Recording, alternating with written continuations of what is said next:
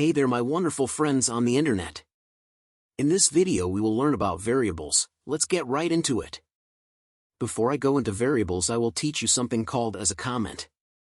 A comment is a text that is not read by the computer. To create a comment, put a hashtag in the line you need to declare that comment. There are different types of variables. We are going to learn about the most basic types, that is strings, integers, float and boolean. What are variables? A variable is a symbolic name that is a reference or pointer to an object.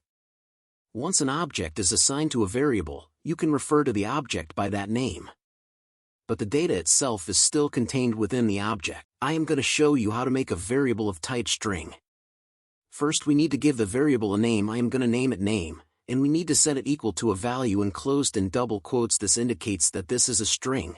I am going to give it a value of Asher. You could set the value to your name. Strings are a sequence of characters enclosed in quotation marks. They are used to represent and manipulate textual data. You can use single quotes, double quotes, or triple quotes to define a string. Strings are immutable, which means that once a string is created, you cannot change its content.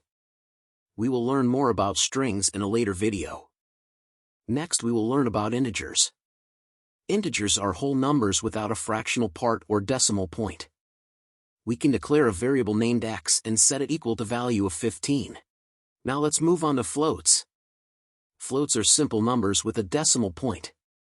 I am going to declare a float named y and set it equal to 5.3. Next is boolean. Boolean is just true or false. I am going to create a boolean named light and set it true. Now we will use print to print the result on the console. By the way, print is a built-in function that is used to log something onto the console. We will learn more about functions and built-in functions in a later video. Now let's run the file. To run the file, click on play button at the top. And we can see in the console Asher the value of variable name. Congrats! You have learned the basics of variables. Thanks for watching. See ya.